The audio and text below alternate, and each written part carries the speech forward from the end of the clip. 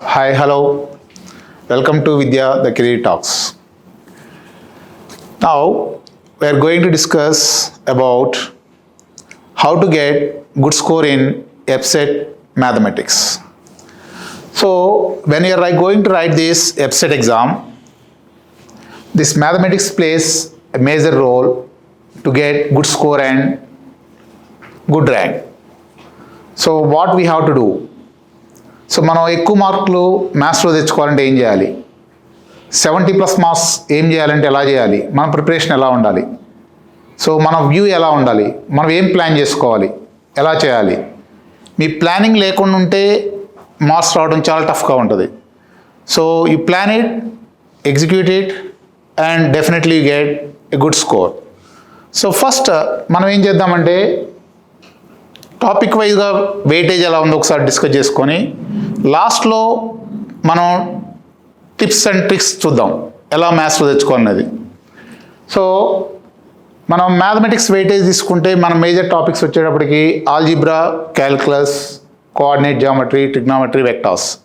So మనకు weightage ఇలా ఉంటుంది. సో దీనిలో మనం ప్రిపేర్ అయ్యేటప్పుడు ఏం చేయాలి, ఎలా ప్రిపేర్ అవ్వాలి. సో ఆబ్వియస్గా మనం ఫస్ట్ ప్రిపరేషను ఎక్కువ వెయిటేజ్ ఎట్లా ఉంటే అక్కడికి వెళ్తాం. సో మనం ఒక రెస్టారెంట్ ఫుడ్ తీసుకోవడానికి వెళ్ళామనుకోండి, ఏం చేస్తాం, మనం ఒక మెనూ ఆర్డర్ చేయాలి. ఆర్డర్ చేసినప్పుడు కూడా ఏం చేస్తాం, మనం ఫస్ట్ ఒక స్టార్టర్ అనేది ఇస్తాం.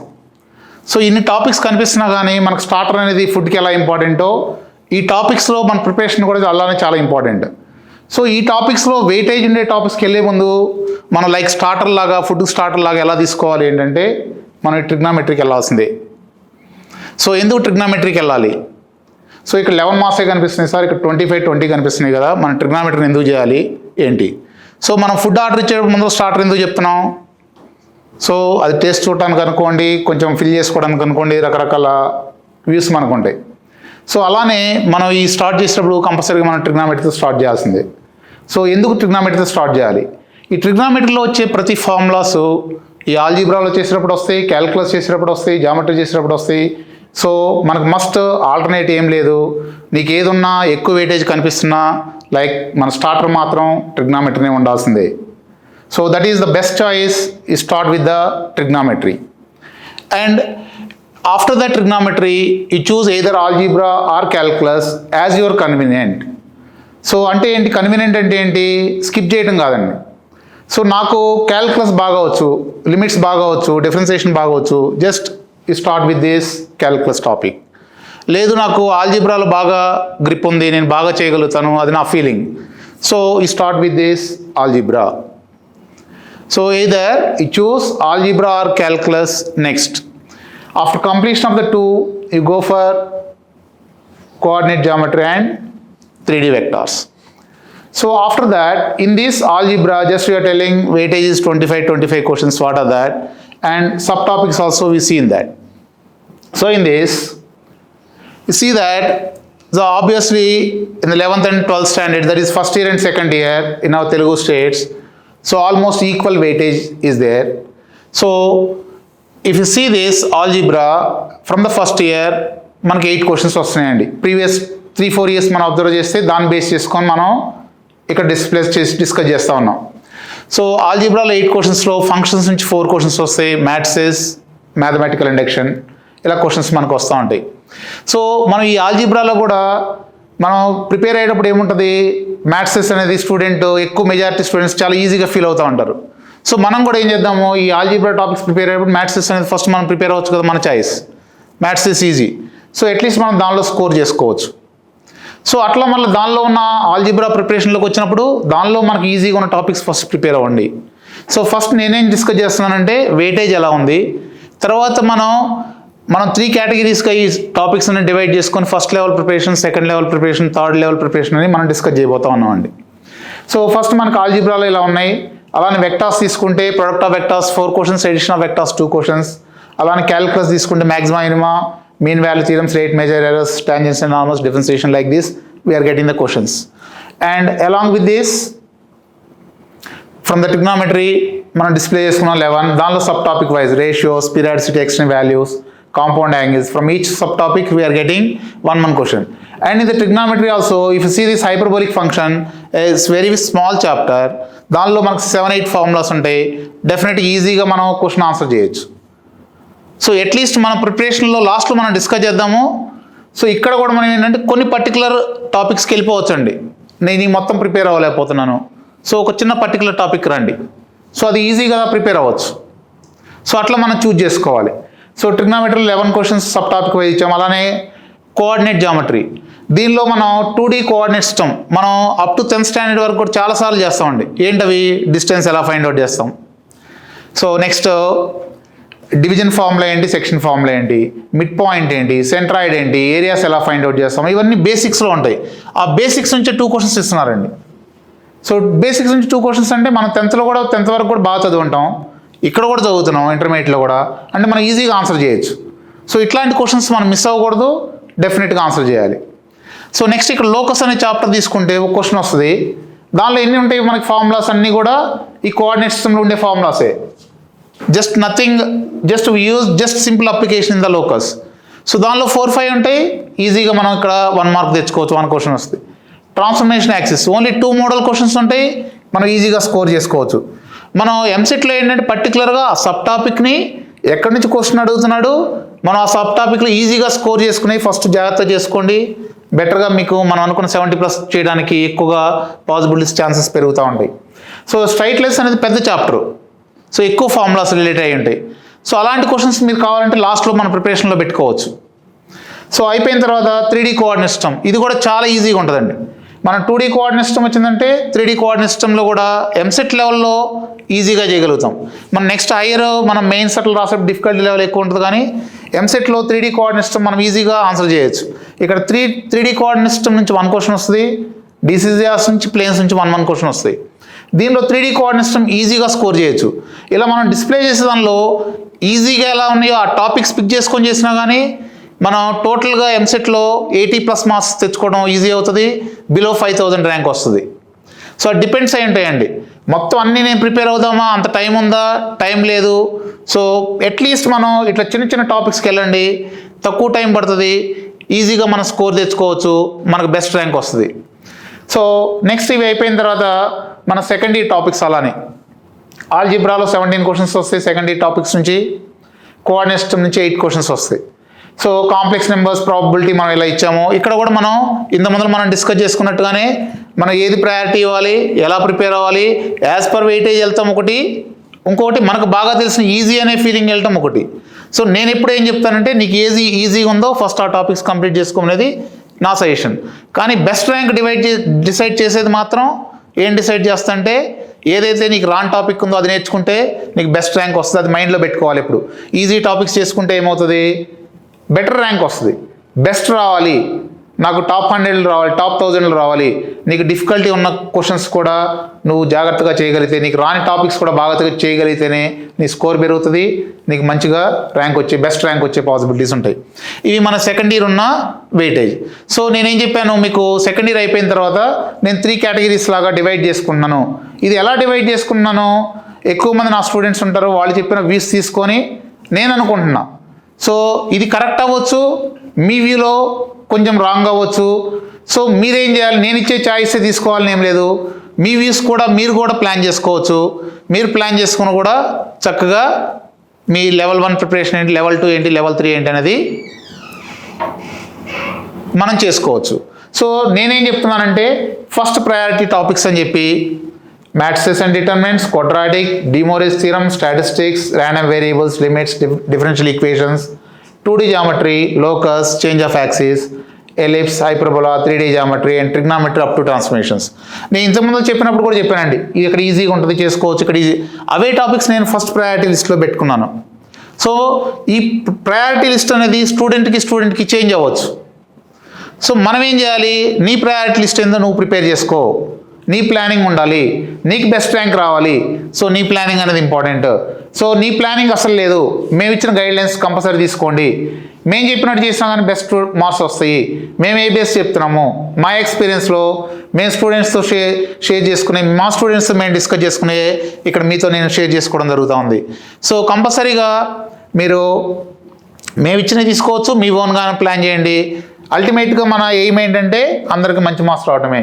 సో ఫస్ట్ ప్రయారిటీ టాపిక్స్ అయిపోయిన తర్వాత సెకండ్ ప్రయారిటీ టాపిక్స్ ఏమేమి ఉన్నాయి? Mathematical induction, complex numbers, binomial theorem, theory of equations, functions, indefinite integration, errors, rate measure, mean value theorems, మ్యాక్సిమా minima, pair of straight lines, system of circles, vectors, trigonometric equations and inverse trigonometric equations. ఇవి కూడా మేము మా అబ్జర్వేషన్లు మేము ఇస్తున్నవి. అలానే third order priority ఉన్నాయి. Straight lines కొంచెం ఎక్కువ lengthy ఉంటుంది, సర్కిల్స్ ఎక్కువ ఫార్ములాస్ ఉంటాయి. అందుకని మనం ఏం చేస్తామంటే థర్డ్ ప్రిపరేషన్ లెవెల్లో మనం పెట్టుకున్నాం. సో ఇలా కాకుండా మీకు తగ్గట్టుగా కూడా మీరు మీ ప్రయారిటీస్ తగ్గట్టుగా మీరు లెవెల్స్ వైజ్ చేసుకోవచ్చు. ఇలా కంపల్సరీగా మీ ప్లానింగ్ లేకపోతే మనకు బెస్ట్ ర్యాంక్ రాదు, కంపల్సరీ తీసుకోవాలి. సో ఇది మనం ఓవరాల్గా మన సబ్జెక్ట్ ఏంటి, వెయిటేజ్ ఏంటి, మనం ఎలా కేటగిరైజ్ చేసుకోవాలనేది డిస్కస్ చేసుకున్నాం. సో మనం ఫస్ట్లో ఏం చెప్పుకున్నాం, లాస్ట్లో అసలు ట్రిప్స్ అండ్ టిక్స్ ఏముంటాయి, మనం ఎలా చేసుకోవాలనేది మనం డిస్కస్ చేద్దాం అనుకున్నాం. సో ఏం చేయాలి? సో నేనేంటంటే క్యాజువల్గా 50 to 60% స్టూడెంట్ ఎగ్జామ్ హాల్లోకి వెళ్ళేటప్పుడు క్యాజువల్గా వెళ్తారండి. వితౌట్ ప్రిపరేషను, అయిపోయింది ఐపీతో మనం ఇంకేం చదవట్లేదు, ఏదో రాద్దాము వచ్చినంత వచ్చింది. ఇది ఎక్కువగా మైండ్లో ఉండి స్టూడెంట్స్ ఎక్కువ మంది మనకి వెళ్తూ ఉంటారు. సో వెళ్ళే వాళ్ళు కూడా మీరు ఏం చేస్తారంటే కూల్గా వెళ్ళండి, మీరు ఎగ్జామ్ రాయాలని ఇంట్రెస్ట్ లేదు, పేరెంట్స్ ఎవరో ఒకరు ప్రెజర్ ఉంటుంది, వెళ్తారు. సో వెళ్ళినప్పుడు కూడా చాలామంది క్వాలిఫై అవ్వరండి ఎగ్జామ్లో. మనకు 3,50,000 పీపుల్ అప్లై చేస్తుంటే సో క్వాలిఫైయింగ్ వచ్చి 2,80,000 కూడా ఉండలేదు, 2,60,000 అంటే 1,00,000 మెంబర్స్ పైన క్వాలిఫై అవ్వట్లేదు. క్వాలిఫైయింగ్ మార్క్స్ 40 మార్క్స్ రావాలండి మ్యాథ్స్లో. సో ఈ 40లో మనం మ్యాథ్స్ నుంచి ఎంత కాంట్రిబ్యూట్ చేయాలి? అట్లీస్ట్ 50% ఉంది మనకి సిలబస్. సో 20 మార్క్స్ అన్న మనం కాంట్రిబ్యూట్ చేయాలి. సార్ నువ్వు బిందాస్గా వెళ్తున్నావు, వెళ్ళినప్పుడు నువ్వేం చేస్తావు? సార్ కూల్గా నిద్రపోయి ఎగ్జామ్లో. సో అట్లీస్ట్ ఏం చేస్తావు? ఏబిసిడిలో ఒక ఆప్షన్ సెలెక్ట్ చేసుకొని పెట్టు. నువ్వు క్వశ్చన్ పేపర్ కూడా చదివే ఓపిక లేదు, ప్రెజర్ వాళ్ళే లేవు. అట్లీస్ట్ నువ్వు 20 మార్క్స్ వస్తే నీకు ఒక ర్యాంక్ వస్తుంది. అది 1,80,000 2,00,000 ఏదో ఒక ర్యాంక్ వస్తుంది. సో అట్లా కాదు సార్, నేను ఇంట్రెస్ట్ ఉందని వెళ్ళే వాళ్ళు ఉంటారు. సో మీరేం చేస్తారు? నువ్వు ప్రిపేర్ అవ్వకుండా వెళ్ళావు, అప్పుడు కూడా స్కోర్ తెచ్చుకోవాలి, మినిమం స్కోర్ ఎలా? సో మనం ఏం లేకుండా వెళ్తే ఏమని చెప్తున్నాం? ఒక 20 మార్క్స్ వచ్చే పాసిబిలిటీ ఉందా? అన్నీ ఏనో బీనో సీనో డీనో ఒకటే బెటరా అని చెప్తున్నాం. సో నెక్స్ట్ నువ్వు క్వశ్చన్ చదువు, ఆన్సర్లో 0 1 కనిపిస్తాయి. సో 0 1 కనిపించిన ఆప్షను 0 ఉంటే 0 మార్క్ చేసిరా. ఎందుకు 0 1 మార్క్ చేయాలి? నువ్వేం ప్రిపేర్ అవ్వలేదు కదా, నువ్వు ఏదో వెళ్ళావు ఎగ్జామ్కి. సో నువ్వు ఒక మార్క్ పెంచుకోవడానికి ఒక పాసిబిలిటీ, ఎంత పాసిబిలిటీ ఉంటుంది? Around 50 to 70% possibility. ఆ 0 1 అయ్యే పాసిబిలిటీ ఎక్కువ ఉంటుంది. సో మనం ఆప్షన్లో ఏదో ఒకటి పెడితే 25% అయితే 0 or 1 మార్క్ చేస్తే 50 to 70% కరెక్ట్ అయ్యే పాసిబిలిటీ ఉంది. కాబట్టి అలా లక్ బాగుండి ఇంకొక 5 మార్క్స్ ఎక్కువ వస్తే నువ్వు 25 మార్క్స్కి వెళ్తావు, ఒక పాసిబిలిటీ ఉంటుంది. అంటే నువ్వు ఎగ్జామ్లో ఏం ప్రిపేర్ అవ్వకుండా నీ నాలెడ్జ్తో ఓర్నే ఏమి క్యాజువల్గా వెళ్ళి రాసినా కానీ కొంచెం ఒక 50 మార్క్స్ తెచ్చుకునే పాసిబిలిటీ తెచ్చుకున్నావు అంటే 50 వస్తే నీ ర్యాంక్ ఎంత వస్తుంది? 80,000కి వచ్చేస్తుంది. అదేంటి సార్ ఇందాక 80+ అయితే 5,000 అంటున్నారు, ఇక్కడ మరి 50 మార్క్స్ వస్తే 1,00,000 బిలో అంటున్నారు అంటే ఉన్న ఎనాలిసిస్ లాస్ట్ 4-5 ఇయర్స్ చూస్తే మనకు అలానే ఉంది. సో అట్లీస్ట్ నువ్వు 0 1లో నీకు సక్సెస్ ఇవ్వగలిగితే 50 మార్క్స్ అండ్ నువ్వు 80,000 ర్యాంక్లోకి వచ్చేస్తావు అంటే ఒక బెనిఫిట్. సార్ ఇవన్నీ క్యాజువల్గా కాదు, మనం కొంచెం మార్క్స్ తెచ్చుకున్నాం, నేను కష్టపడతా సార్, కష్టపడి చదువుతాను. ఎస్, నువ్వు కష్టపడి చదువుతావు. కష్టపడి చదివేటప్పుడు మనం ఏమేం చేద్దాము? ఫస్ట్ నువ్వు ఎక్కువ కష్టపడే ఇది లేకపోయినా నువ్వు కష్టపడి చదువుతున్నా ఫస్ట్ ఏం ప్రిపరేషన్ ఉండాలి? మనకి ప్రతి టాపిక్లో ఉన్న ఫార్ములాస్ రావాలి. సో ఫార్ములాస్ మనకు వస్తాయా? అట్లీస్ట్ నువ్వు ఐపీ ఎగ్జామ్ ప్రిపేర్ అయ్యి ఉంటావు కదా, ఐపీ ఎగ్జామ్లో మనం ఫార్ములాస్ అనేది చదువుతాం కదా. సో అవే రివైజ్ చెయ్యి. సో అవి ఎలా రివైజ్ చేసుకోవాలి ఏంటి? మన మ్యాథమెటిక్స్లో నువ్వు ప్రిపేర్ అయ్యేటప్పుడే, ఐపీకి ప్రిపేర్ అయ్యేటప్పుడే ఫార్ములాస్ అని రాసుకుని ఉంటావు, చక్కగా అవే ఫార్ములాస్ చదువు. సో నువ్వు ఆ ఫార్ములాస్ మనం స్టెప్ బై స్టెప్ వెళ్తున్నావు అమ్మా. 20 అన్నావు, 25 మార్క్స్ అన్నావు, ఇప్పుడు నువ్వు ఫార్ములాస్ చదివావు. నువ్వు ఫార్ములాస్ చదివి నువ్వేం ప్రాక్టీస్ చేయకుండా ఎగ్జామ్కి వెళ్ళు, నీకు ఫార్ములాస్ గుర్తుని నువ్వు రాస్తే నీ స్కోరు ఆ 25 మార్క్స్లో ఇంకొక 3-4 మార్క్స్ పెరిగే పాసిబిలిటీ పెరుగుతుంది, డెఫినెట్గా పెరుగుతుంది. నువ్వేం ప్రాక్టీస్ చేయాలా? ఫార్ములాస్ చదివావు. ఎలా చదివావు? ఆల్రెడీ ఐపీకి చదివావు, అవే చదువుకున్నావు. సో ఇవి ఇంకో నెక్స్ట్ స్టెప్కి వచ్చాం. ఆ తర్వాత స్టెప్కి వెళ్దాం. సో నీ ప్రిపరేషన్లో మనం ఐపీకి ప్రిపేర్ అయ్యి ఉంటాం, తెలుగు అకాడమీ బుక్స్ ఉంటాయి, 1A 1B 2A 2B. లేదు సార్ నేను 3 స్టార్ క్వశ్చన్ చేశా, ఇంపార్టెంట్ క్వశ్చన్ చేశా. ఓకే రా బాబు, నువ్వు 3 స్టార్ క్వశ్చన్ చేసావు, long answers, short answers, very short answers, okay. అవే క్వశ్చన్స్ మళ్ళీ నువ్వు చదవగానే నీకు ఆల్రెడీ అంతమంది చేసింటావు కాబట్టి నీకు ఆన్సర్ కూడా గుర్తుంటుంది. సో దాని నుంచి మనకు వచ్చే అడ్వాంటేజ్ ఏంటి, అరౌండ్ 15 క్వశ్చన్స్ డైరెక్ట్గా అవే క్వశ్చన్స్ మనకి ఎబ్సెట్ ఎగ్జామ్లో మనకు కనిపిస్తూ ఉన్నాయి మ్యాథ్స్లో. సో అంటే ఏం జరుగుతుంది, అరౌండ్ 15 మార్క్స్ మనం తెచ్చుకోవడానికి డైరెక్ట్ కనిపిస్తుంది. రిమైనింగ్ 65 క్వశ్చన్స్కి మనం ఇంతమంది చెప్పిన ప్రీవియస్ మోడల్స్ నేనేం ప్రిపేర్ అవ్వలేదని అప్లై చేయి, నీకు తెలిసిన ఫార్ములాస్ అప్లై చేయి, ఇంకా నీ స్కోర్ పెరిగే ఛాన్స్ ఉంటుంది. ఇందాక 30 దగ్గరికి వచ్చి ఆగాము, ఈసారి ఇంకొక 35-40 దగ్గరికి వెళ్ళే పాసిబిలిటీ పెరుగుతుంది. సో డెఫినెట్గా మనకి ఏమవుతుంది, ఇంకో స్టెప్ మనం పెంచుకుంటున్నాము. సో మనం ఏం చేసాము, ఫస్ట్ వితౌట్ ప్రిపరేషన్ వెళ్ళాము, తర్వాత ఫార్ములాస్ చదివాము, తర్వాత 1A 1B 2A 2B text బుక్లో ఒకసారి రీడింగ్ అన్నాము. నెక్స్ట్కి వద్దాం. సో ఇంకొంచెం తక్కువలోనే ప్రిపరేషను ఏం చేద్దాము, ఫార్ములాస్ చదివిన తర్వాత ఏం రావాలండి నీకు, సబ్ టాపిక్ వైజ్గా నీకు ఒక వ్యూ నీ మైండ్లోకి రాగలిగితే, అంటే నేనేం చదివాను, ఫార్ములాస్ ఏమున్నాయి, ఏ సబ్ టాపిక్స్ ఉన్నాయి ఏంటనేది నీ మైండ్లోకి రాగలిగితే, అంటే ఏంటి అంటే కొంచెం నువ్వు సాల్వ్ చేయగలిగితే. ఎక్కడి నుంచి సాల్వ్ చేయాలి సార్, నువ్వు intermediate first year second year చదివేటప్పుడు ఏదో కొన్ని క్వశ్చన్స్ అన్న చేసింటావు.